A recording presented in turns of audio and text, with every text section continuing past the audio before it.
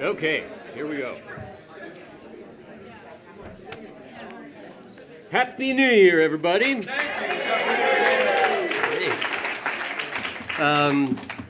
Well, it's the first Friday of the month, and you know what time that is? It's time for Fishtrap Fireside. That's right, the monthly reading series for Wallowa County folks to share their work.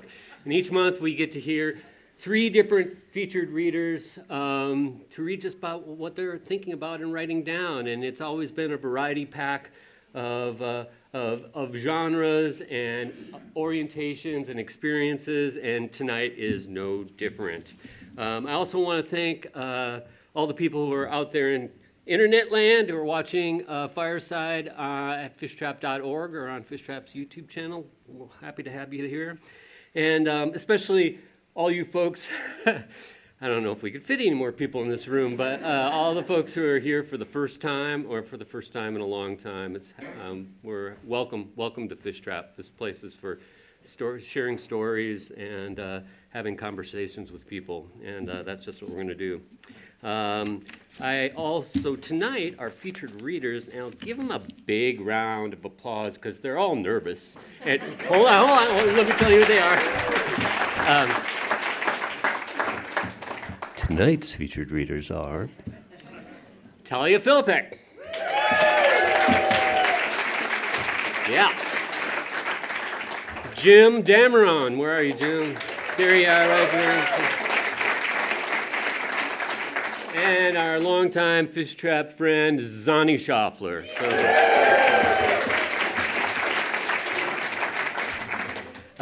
Each month, we have a sponsor for Fishtrap Fireside to help bring this along, and this month's sponsor is Diane Daggett from Ruby Peak Realty. Diane's right there.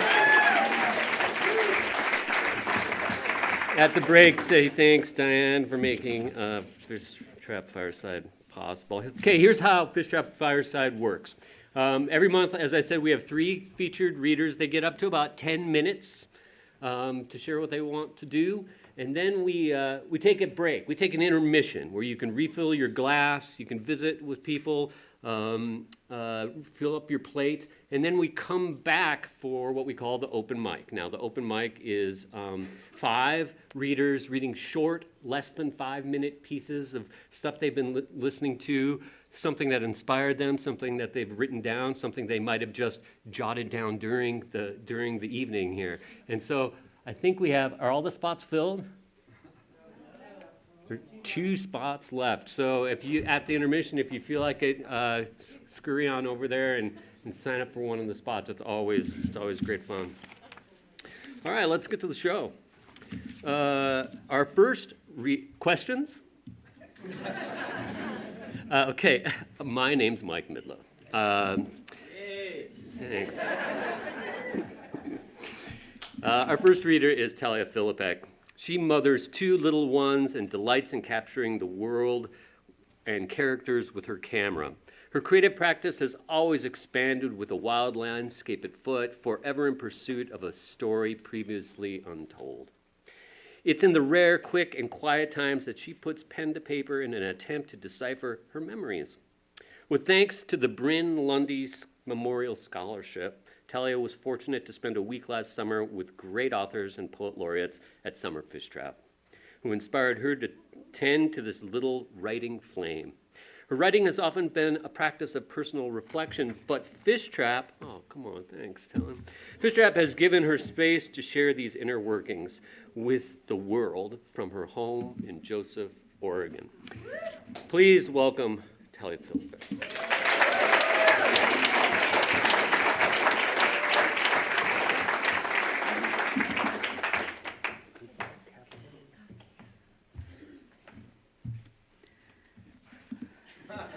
Right. Welcome to Fishtrap. I love you. Thank you so much for having me tonight.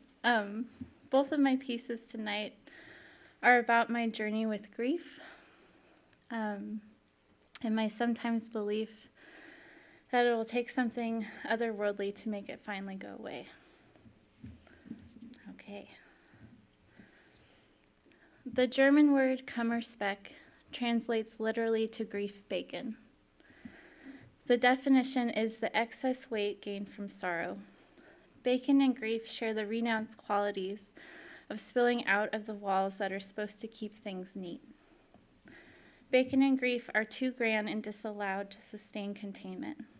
The grease clings to every corner, maybe to be repurposed for something unbeknownst but delectable. Or sometimes, to be aggressively scraped and washed away with blistering heat, to journey to a mysterious place in a ball of salty leftover glup. Grief obstructs routine, demanding your attention to chip away at it. Unlike sorrow, grief isn't beautiful when it cries. It's overwhelming, spilling out the sides and doesn't care who's looking. It's not unusual to see someone laughing at a memorial and capable of all etiquette with the weight of the suffering. The greatness of the loss equates the size of hollow absurdity in all of its abject funny. I met my Kummerspec on a rare moment on a train ride to visit my distant family in Germany for the first time, all while doing my best to quietly harbor my heartbreak. En route, I leaned my forehead to the double-pane window to try and slow the blur of the new landscape. I pressed my face closer, and then closer, like a child's squishy nose would press to a chocolate display case, when the train hit a bump and my head hit the window so loudly it startled the man across from me. Two eyes and rimless glasses appeared over his newspaper. He spoke some alarmed and concerned Romansch my direction. I gestured, "I'm okay," with a red face and closed my eyes to suppress the tears. The Kummerspec filled my belly to the brim. With a throbbing noggin, I see my reflection flicker in and out of tunnels and realize, for once, it feels so good to not know what anyone around me was saying.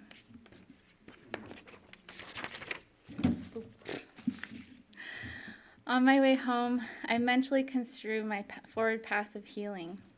I decide when I return, I'll set a higher bar for kindness in every interaction. There's a subtle underlying of cared for in this county that everyone feels, even when it's not blatant. They know it's there. The apricity keeps them here, and I'll stoke its warmth like never before. Even the people I know aren't fond of me, I'll speak about them with steadfast grace and goodwill. I daydream about the moment I no longer reach for anything through sadness. I'm certain my grief will vanish at summer's end if I swim deep enough into the bottom of the lake. When I reach the murky floor, I'll scoop my heart pieces into my hands and deliver them to the surface to catch the sunlight. They were there all along. I decide the sadness will dissipate if I write one letter to a friend every single day. 365 letters. It's hard to match the feeling of opening your box to find a piece of mail in your friend's handwriting, garnished with a storytelling stamp. The notion will certainly extinguish my sorrow to a smolder. If in time the cast iron grease fire of grief fills my homeless smoke, I'll run to climb the highest tree, to bird's eye my bygone as it kapooies to flames. As I perch in the tree, my lungs heavy with a coat of resin, the heat will rise and I'll become serotinous. I'll fasten and tumble down from this high rise.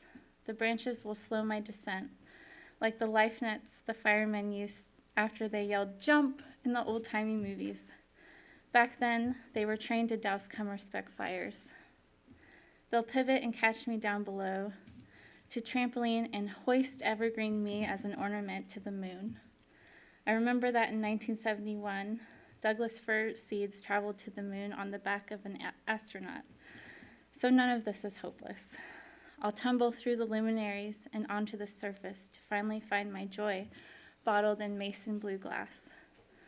In the stark quiet, I'll find it withstood the solar storms and all the dust, so I could drink its contents and use it to store the animal fat when I return to Earth. Back in my neighborhood, my dear ones will say, "Where have you been?" I'll take their hand and invite them into my charred kitchen and tell them a tale of my mouth-watering journey over a plate of baked potatoes and grief bacon bits. right. The second piece I wrote an hour before I came here. It might be a poem, I'm not sure what it is. My quick title of it is My Legs Are Still Great at Age 38. Okay.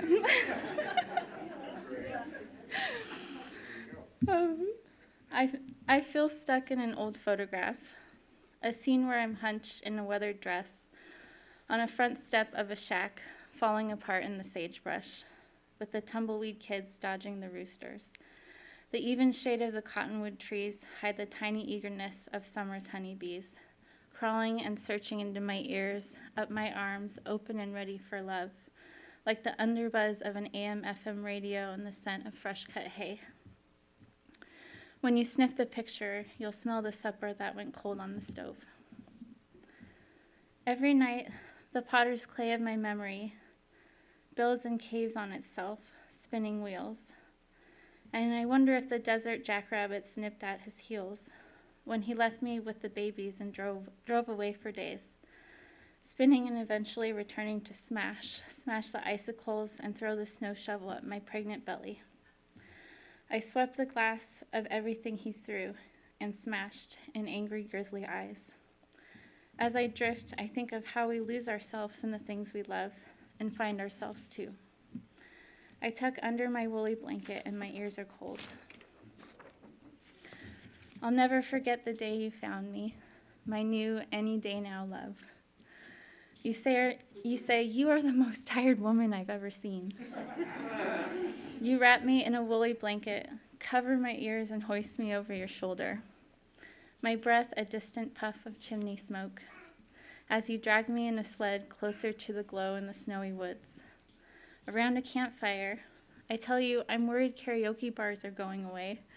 Look what's happening to the radio stations. And haven't you noticed that when you look at the stars, they all move now? They take our wishes, form a line, and march away. Where are they going with them?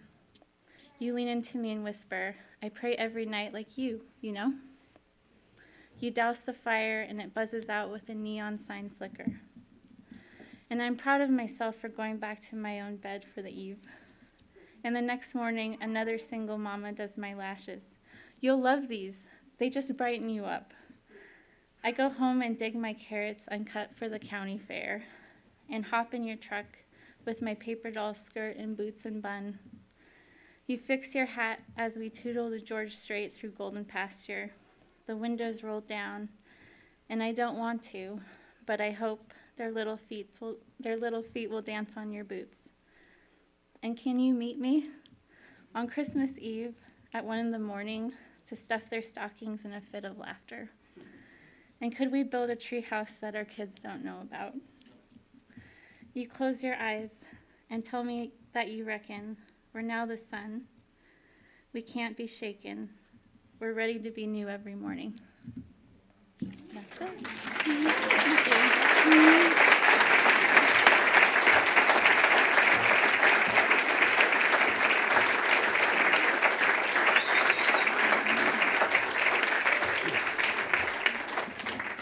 It takes courage to get up here and read these stories. So, all of these, and we just had a new crop of people come in. So, welcome. Are there any chairs? There's one right up front, and 3 over here. So, if you want to come in, welcome everybody. Wow, we're hitting the ground running in this new year, 2024. Next week is Winter Fish Trap. Yeah.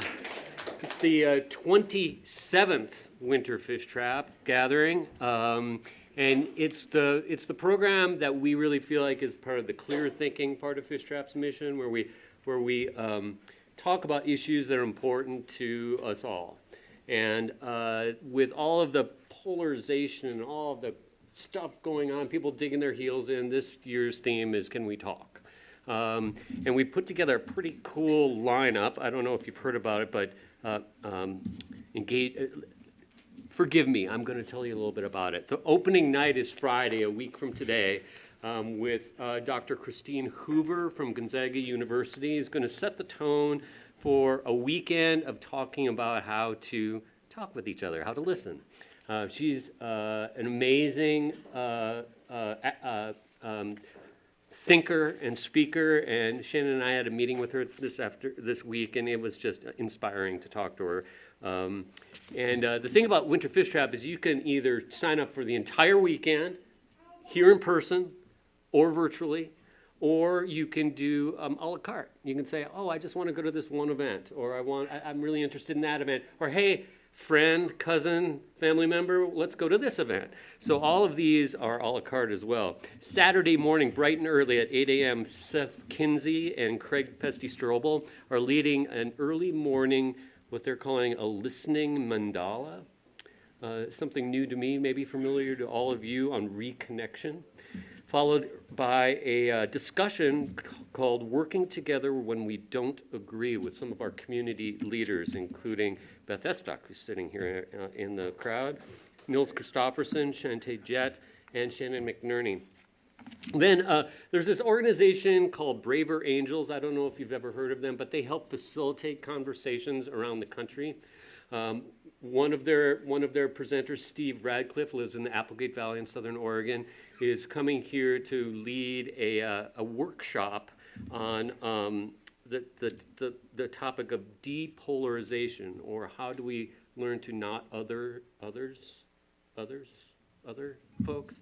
It's going to be a pretty powerful experience. Saturday afternoon, JC So Happy from the Nez Perce Wallowa homeland will talk about intergenerational communications. Oh, man. And then Saturday evening, we're doing a free screening, so anybody, anywhere, you can bring a free screening of this documentary that was produced by Idaho Public Television called The Color of Conscience, Human Rights Movement in Idaho. And the film's producer, Marsha Franklin, we've invited her to come, and she's going to do a Q&A afterwards about how they kick the haters out. And then we'll conclude Winter Fish Trap on Sunday morning with a discussion after all of this with Fish Trap's writer-in-residence, Jason Graham, otherwise known as Mosley Water. His title of what he's going to talk about, Shannon and I aren't quite sure what he's going to do, is compelling. It's called What Are You Willing to Risk? So after this weekend. So that's Winter Fish Trap. I hope you just take a look at what's going on, and maybe we'll get to see you. We'll see you here next weekend. All right. Here's our second reader. Jim Dameron is an essayist and poet. He writes about desire, love, and sometimes even about the raggedy edges of hope. He lives in Lostine with his wife, the artist Nancy Clark. Welcome, Jim.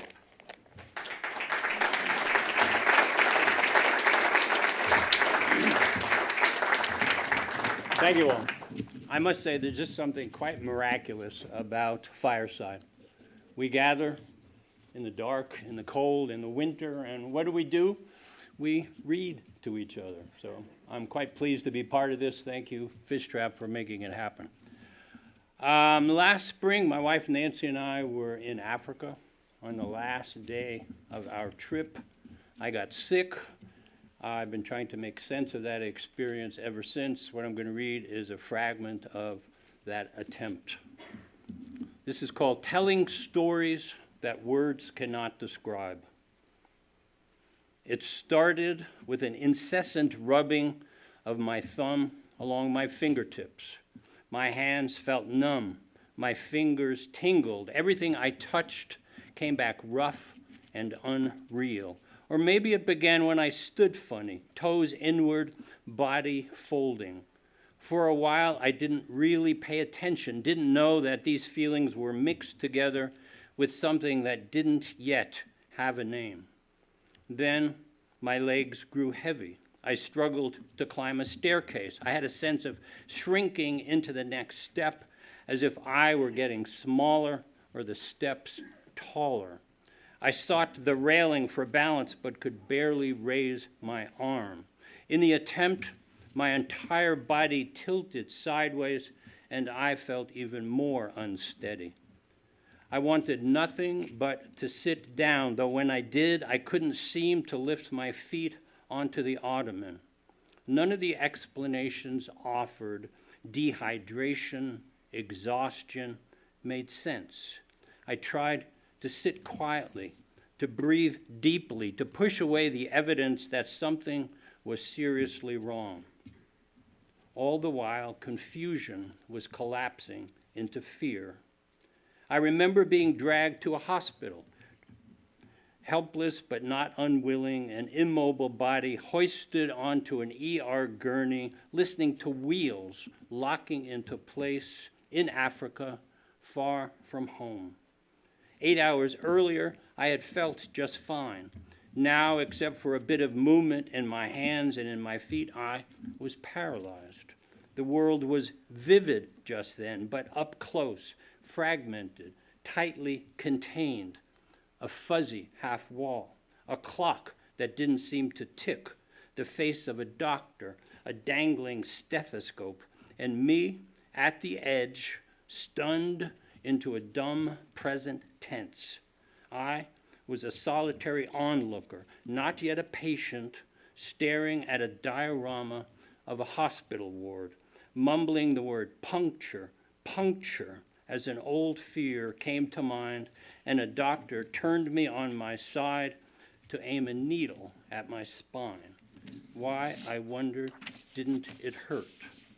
This was not the end game I had sketched out for myself. I would die of a stroke or colon cancer or dementia, I had often imagined. But now, even though I'd been told what was wrong with me, I couldn't claim understanding. Guillain-Barré syndrome. I couldn't even pronounce it at first. GBS, I called it. I only knew that my muscles refused to activate, that my nerves were fraying, insulated wires stripped bare. I could see my legs, I could feel them when touched, but I couldn't raise either one. Doctors hit me with rubber mallets. I looked on, unmoved, unmoving. Not a twitch, not a ripple. Who was I when legs and arms, neck and torso refused instructions? I was lucky, I was told. I was lucky, I would come to believe, though it took a bit of puzzling to find luck in a hospital bed 9,000 miles from home, lacking even the ability to scratch my nose. But I had been correctly diagnosed and quickly admitted to East Africa's best hospital by a friend who had once been the personal physician to the president of Kenya. Unlike some GBS patients, I wasn't in an ICU hooked to a ventilator. I could swallow, nothing hurt. I had the best room in the hospital, an ensuite, they called it, and was already tethered to a bottle of intravenous immunoglobulin, a magic potion that would save me months of rehab. I was surrounded by a clinical staff who repeatedly told me I would get well. I had a wife who became my insistent advocate and who only broke down when we were alone. So yes, in a manner of speaking, I was lucky, but I find luck and health a terrifying combination. Luck means a chancy flip of the coin, the click of a roulette wheel, the loss of control. It didn't feel lucky to be stricken with GBS, a disease that afflicts 1 in 100,000 people. Why was I the one? It wasn't because I smoked or forgot to eat my vegetables or hated to get off the couch. My immune system went haywire and attacked my peripheral nerves. But why? What was the trigger? The doctors didn't know, so I shall never know. I am left to ponder all the ways a body can go awry. Lightning is jagged, hard to track, and can strike even when you are not standing under a metal tower. I spent 3 weeks in room 15, St. John's Ward, Nairobi Hospital, Kenya, or at least my body did. A body that was daily lifted, rolled, wiped, kneaded, fed, monitored. With what now seems an unforgivable stillness, I lay unmoving in a hospital bed with the guardrails up, as if I could do more than dream of wrapping the call button cord around my neck and tumbling over the edge. I wanted to close my eyes and disappear. I was a naked body without meaning. I wanted that body to count somehow, to be the source of some deeper feeling, to register embarrassment perhaps, or to respond to the touch of hands on my thighs and my belly with something other than impassiveness. Each night I would fall asleep empty of thought. Each morning I would wake up with a single question. Could I now move something, anything, a wrist, an elbow? Yet I was always slow to test myself, content to remain as I was for a little while longer, surprised to find a certain peace in not trying at all. After my first week, there wasn't much the doctors could do for me, though it would take another 2 weeks to figure out how to get me home. Mostly, I was cared for by a large team of rotating nurses, and as they came in and out of my room day after day, my life fell into a tightly bound routine based on elemental functions. They came to know my broken body and all its shriveling there-ness. I came to know the feel of their hands as they scrubbed me with a washcloth, oiled my body with a paraffin-based lotion, rolled me onto a bedpan, placed a cardboard urine bottle between my legs. Every 2 hours, someone would show up wanting to turn me, to protect my thin skin from harm, but I resisted, wanted to be exactly where I was, flat on my back. Asked to turn on my side, I was unable to do so. No matter how hard I tried, I couldn't bend my knee and roll over as instructed, so I was pushed into place. Yet left on my side, I was helpless against the pain of my sagging shoulder, my balky hip. Inevitably, gravity would press my face against the bed rail, and I would have nightmares of being staked to the ground, alone, vulnerable, calling for help. And all too often, while I might call out in my dream, I couldn't summon real help because I had dropped the call button or couldn't reach the control panel mounted to the bedside no more than an inch away. I didn't like the vastness of that 1-inch gap. Didn't like failure pawing at me. Didn't want the nurses to see me so vulnerable. Didn't want any more bad dreams. I only wanted simple things, to raise my head, to push a triangular button, to go home. I'll stop here and remind you that I've been reading something, a tentative beginning to a longer talk. or a longer tale. I spent 3 weeks in Nairobi Hospital. My wife and I were life-flighted home on a private Gulfstream jet. 29 hours, 4 stops, 3 pilot changes, a physician, a nurse, a respiratory therapist on board. In Portland, I spent a week in an acute care hospital, then 3 more weeks in an inpatient rehabilitation facility, learning to walk again. And now that I can, now that I've come back to something like my old life, my task is to find the right story to tell. I believe I owe it to myself and to the people I met, the caregivers, the other patients, some mending, some not, to remember well. I don't want to cut off the ragged corners of my story or hide the fear. I don't want to simplify or sentimentalize the kindness I was shown, or forget that the only times I cried when I felt unworthy of such kindness. I want to know why I felt compelled to tell my wife that I had fallen in love with Africa. I want to remember the humor that kept inexplicably popping up.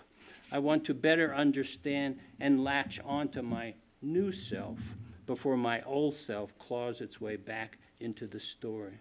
In sum, I want to honor the experience in its painful, unexpected entirety, to give testimony by finding words for the chaos and the confusion, for the sense of helplessness wedded to the next attempt, for the slap of death so close, and oddly, for the strange, provocative aliveness of it all. Thank you.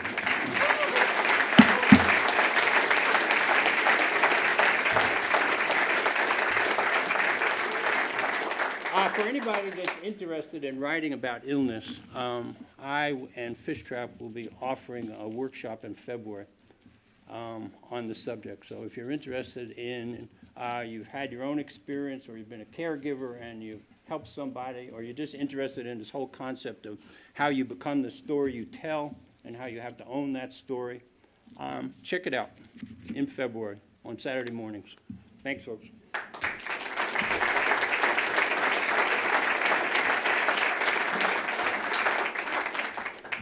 That's exactly what I was going to talk about.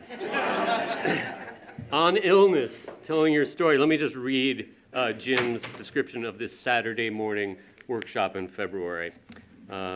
Making sense of serious illness is not easy. Our lives are altered. Normal evaporates. Timelines shrink, and pain, if it arrives, is no longer abstract. We are faced with uncertainty and disruption made more intense by the possibility of having to come to terms with a new self. One way to cope with it is to write about it all, to turn illness into story, fate into meaningful experience. This workshop is intended to aid that effort. So, thanks, Jim.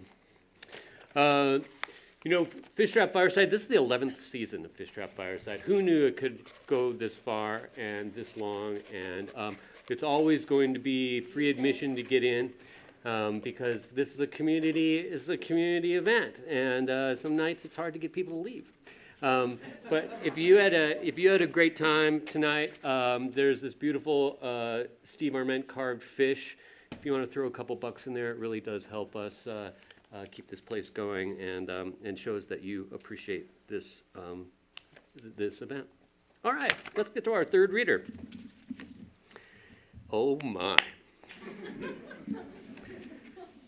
I'm sorry, Zanni, the podium light just burned out. That's okay. But it doesn't make any I light. think there's plenty of light. Okay, good. It's not making very much light. Okay, here we go. Give me a flashlight. I could light the candle. Zanni Schauffler writes poems and makes lots of different kinds of art, you bet. She lives in Enterprise with her husband and human encyclopedia, Frank, a big dog named Ferdinand, and two long-haired cats named Humphrey and Blondie. Zanni has won an Oregon Literary Fellowship and some other nice awards too, and she's proud of the pieces that she's published, the places she's published her poems. She's working on completing her second book, even though the first one has not yet been published. But she does believe the first book will find its place sometime while she's alive, and that the second book will take shape in the next year. Zanni's favorite activity is to laugh so hard that the sound stops coming out. Welcome, Zanni Schauffler.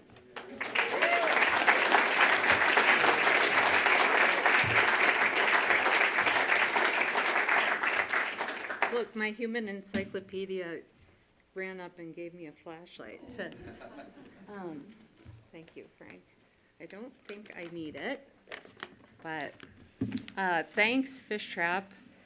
I believe that this one has gone on for 11 years. I think it was Mike's idea, and I believed that it would then, because it's just a great event, and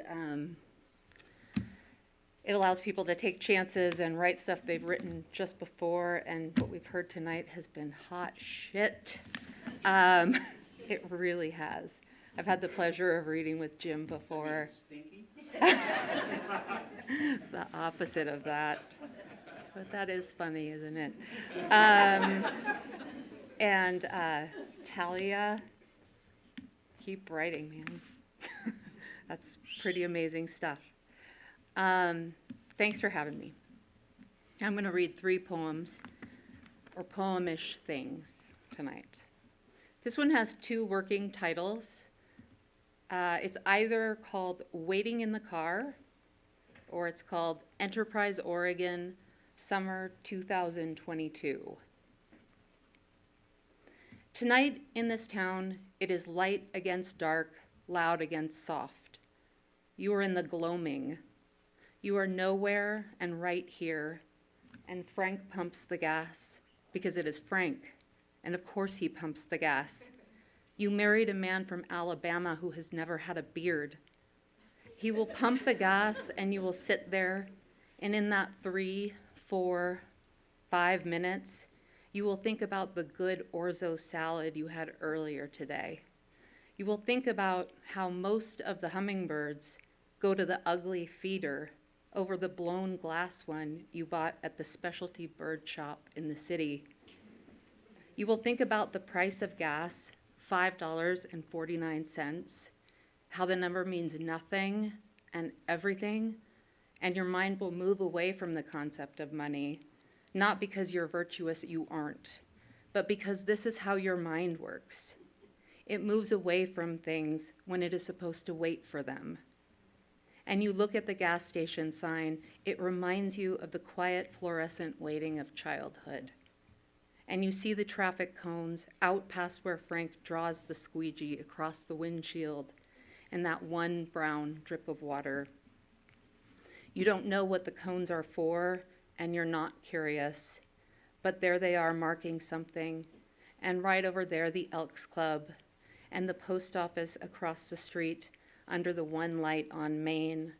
And in that moment, you see it is art spun out in front of you, a gymnastic single helix whirling out into the universe. The gas costs the price of gas. Frank pumps it because he does. And the soft serve they advertise on the sign. My God, the soft serve could kill you. Maybe you guys have been to that gas station.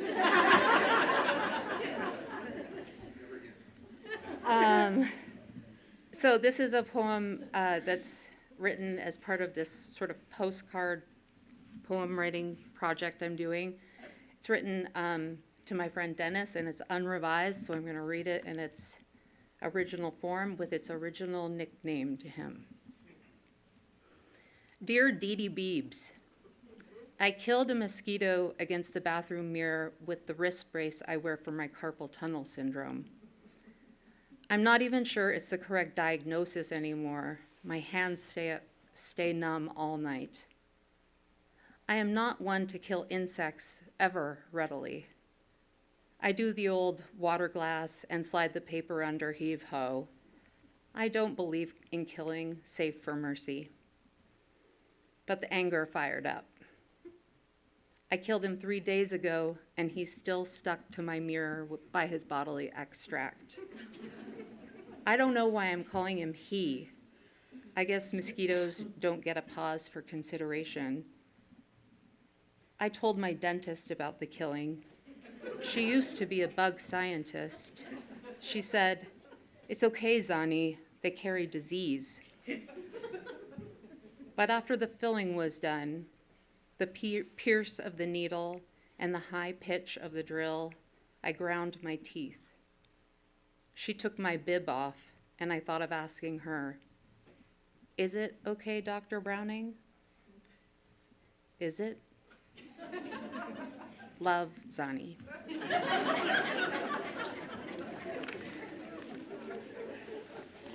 And my last poem was written about a year ago, exactly, and right during the holidays, and I was feeling probably sad and wired and twisted up, and I wrote this by accident. That's always how the holidays make me feel, and a little good too, but always sort of like a little crazy. Written by accident for you, 12:30 a.m., Tuesday, December 29th, 2022. Dear blank, happy year to you. New or old year, you say. I say, you choose. I say, both. I say tree, candle, winter, star, hippies dancing in a field of snow. I say alone in a warm house with a book. Yes, both. All.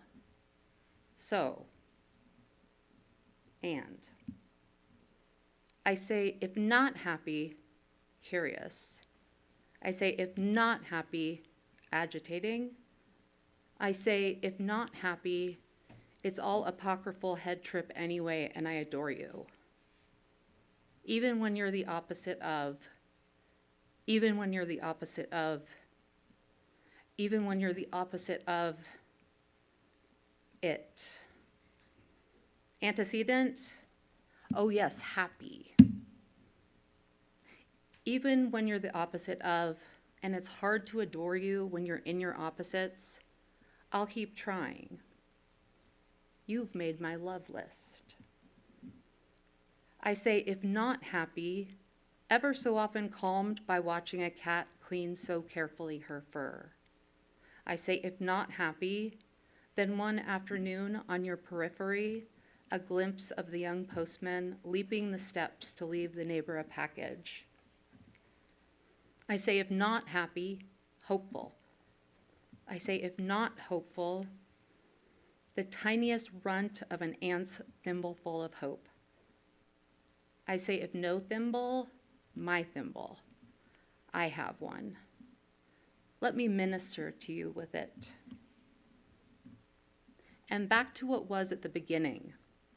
Happy year. Which? Both. And if not a year, a season, month, a week, one single goddamn hour. And if not an hour, a flicker at dawn. Watch. It's windy, but I'm going to light the match for you. Thanks a lot, everybody. Happy New Year.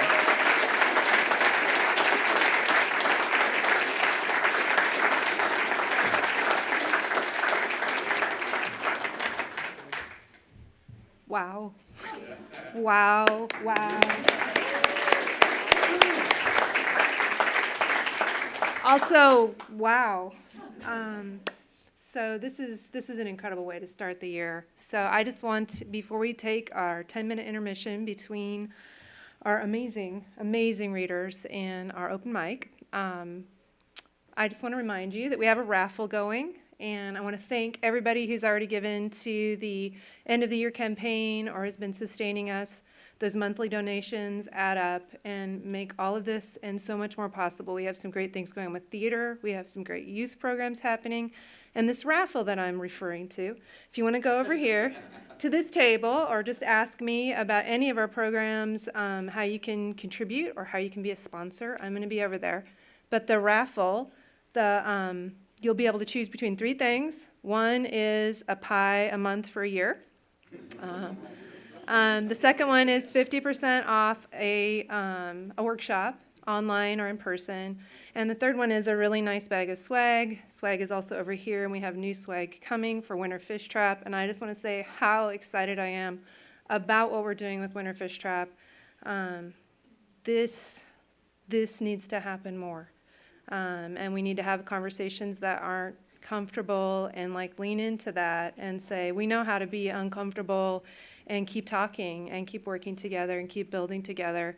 And I feel like this is just so encouraging and so affirming. So please. Can I ask a question about the pie thing? Yes.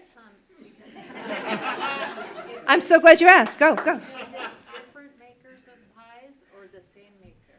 So I have put my pie making front and center, but I am drafting additional people. And pies, if you have gluten intolerances or preferences on pie flavors, we are suggesting a menu that includes pecan, blackberry, apple, pumpkin, lemon meringue, and cherry for starters. But we'll work with you. So I will not mention the guest pie people I'm I'm working on so far. But there are probably 3 people who are contributing for sure. And if you want to contribute a pie, just let me know. So anyway, in the meantime, though, thank you for being here, for giving, for supporting, taking the time and the energy to make this magic happen. There's snacks and beverages over there, raffle tickets there, fish over there, and thank you.